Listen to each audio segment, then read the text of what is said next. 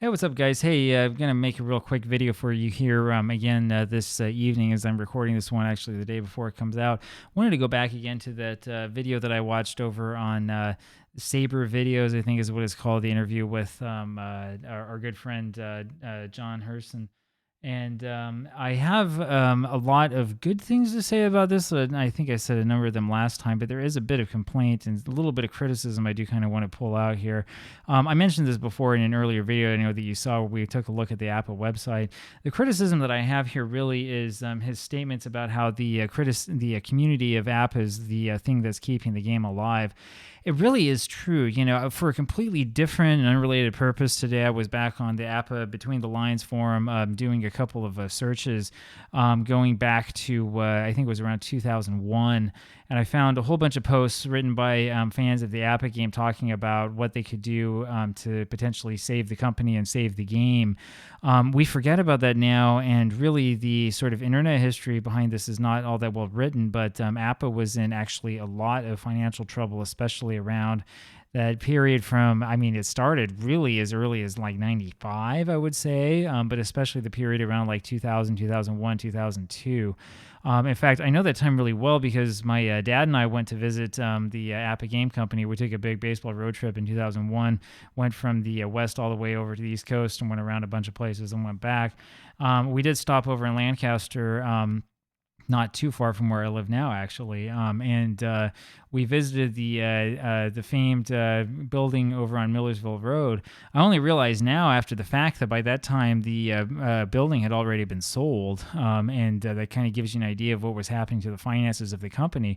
There was a controversy going on at the time, as I recall, involving the names and statistical values of certain players who were now retired, and whether APBA could continue to sell cards for past seasons without getting some sort of special permission to use the rights to that or not.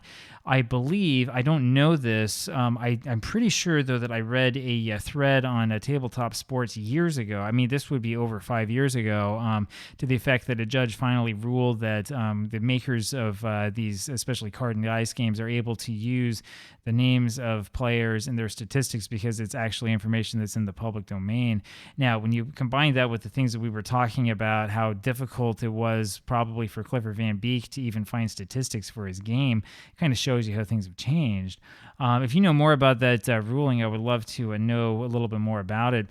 I'll tell you, when we went there at the time, in large part because the APBA company couldn't sell much to us, it was not exactly like a dream. I mean, I had read in some past issues of the APBA Journal about what, you know, touring the facilities was like, and that there was some sort of small miniature APBA museum inside and things like that. There was nothing like that there at all. I mean, and the people who worked there looked like they were really eager to get us out.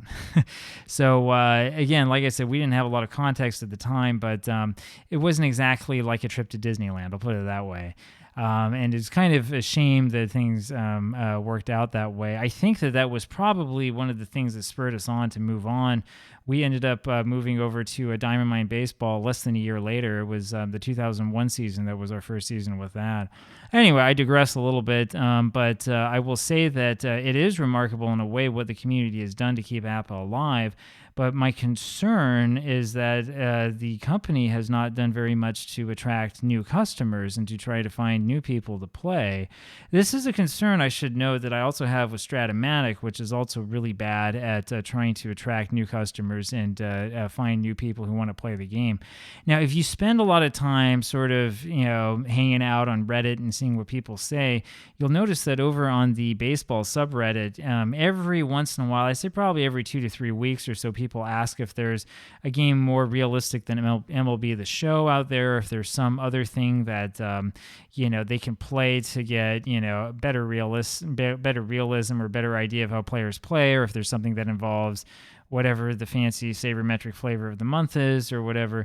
Those people are all unanimously and without exception referred to OOTP.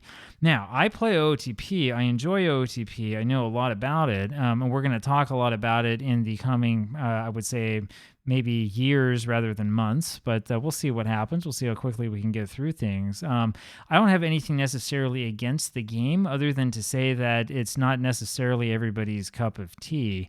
OOTP is chiefly a general manager simulation. Its historical simulation model is not really all that good, not necessarily what people are looking for, and it's horribly complex. If you've ever tried a project with it, you know what I'm talking about. It will take you a long time to set things up. You don't know how realistic and how accurate your stats are until you've tried like playing the season once or twice or three times.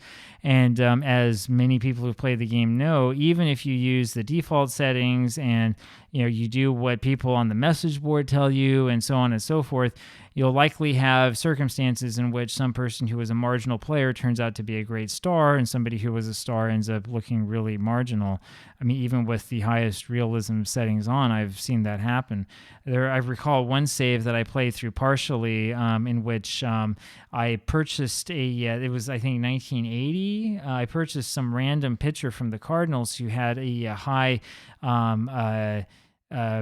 potential ability rating in terms of the star ratings, and wound up putting him straight to the majors, and he threw, I think, a 2-hitter in his first start, very first major league start. Only later did I realize that this guy had never made it past AA in real life.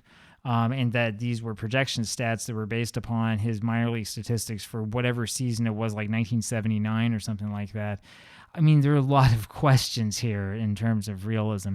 Anyway, the reason why I bring all this up and go on this little rant and talk about OOTP and stuff like that is because there really is room in the market for companies like APBA or for Strat. But we need to have some sort of outreach. We need to have a way of reaching out to people, especially younger customers who might be interested in it. If you go into older issues of the APBA Journal, especially from the late 90s, here and there you'll see people speculating about whether there might be a market for card and dice products. I remember bumping into one article, and I mean, we're going to go through all of this slowly as needs be. I remember bumping into one article from, I think, 1999 that mentioned the success of Magic the Gathering and Pokemon and how this showed that people like to play with cards and dice, or with at least with cards, with physical products. None of this has really gone away. That still remains true today. In fact, most of you probably don't follow this, but if you look into what people in the Magic the Gathering community say, there's been this sort of existential fear among the community for, I would say, the last 10 years that digital products will end up replacing the physical ones, because they know that Wizards of the Coast can make more money off of digital products. You don't have to print digital products, but you can charge the same amount of money to people to play with them. That's what they do with Magic Arena, more or less. I think that there are some discounts, but you also can't trade your cards. And despite all of these fears and all of the doomsday, prophets running around and stuff like that, none of this has actually happened. And the reason why is because the majority of people still prefer to play with cards and think of the game as something that they do largely with their friends sitting around a kitchen table with like minimal electronic interference.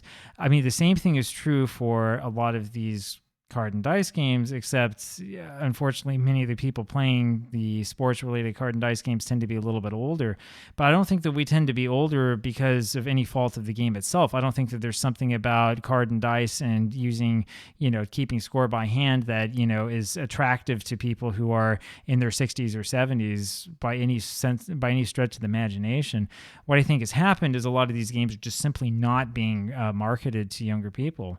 Nobody's really paying attention to that, and we don't really have much of a outreach to try to get at people who are a little bit younger.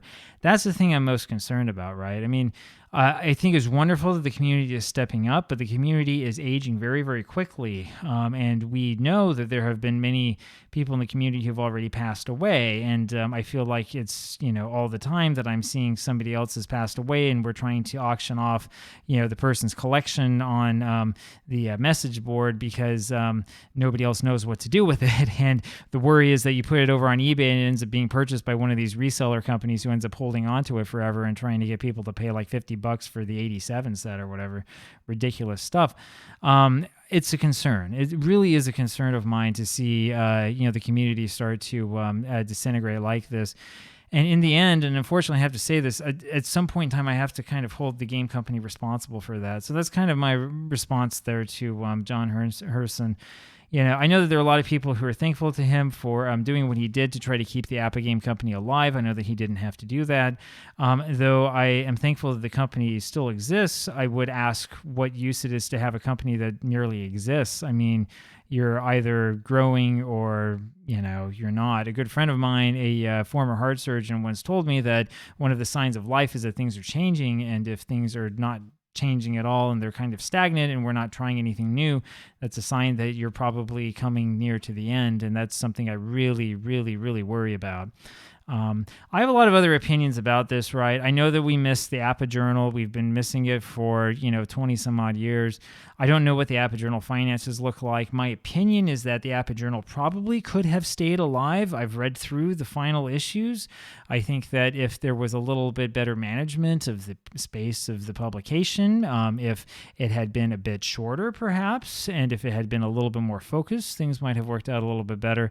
We'll talk about that in later videos, right? But I mean, this idea that, the internet is here, and so all of this stuff that was working before must simply go away and vanish is not really true, right?